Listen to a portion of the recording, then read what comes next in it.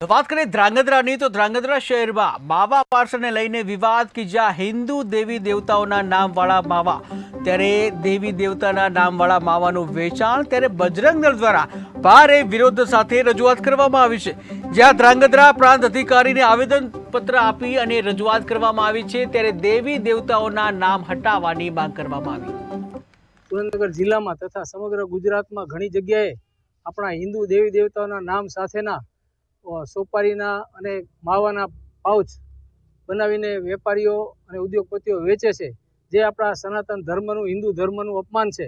એટલે એનો વિરોધ કરવા માટે અત્રે ડેપ્યુટી કલેક્ટર સાહેબ અને મામલતદાર સાહેબને વિશ્વ હિન્દુ પરિષદ, બજરંગ દળ તેમજ ગામની સેવાભાવી સંસ્થાઓ, પત્રકાર મિત્રો સાથે અમે અત્રે આવેદનપત્ર દેવા માટે આવેલા અને ડેપ્યુટી કલેક્ટર સાહેબને આવેદનપત્ર આપેલું છે।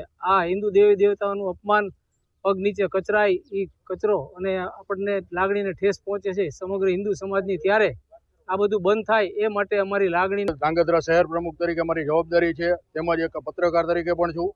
આજે મારે ધ્રાંગધ્રાની અંદર સ્વચ્છ સપ્તાહ અભિયાન ચાલે છે, તેમજ હવે જે પ્રશ્ન મેઇન મુદ્દાનો છે એ છે કે જે ભાઈ પાર્સલ માવા જેમાં ત્રિશુલ, મહાદેવ, ઓમ, લક્ષ્મી, ચામુંડા આવા જે પાર્સલના નામો આવે છે તે બંધ થાય અને એ જગ્યાએ નામ ફેરવીને મૂકે।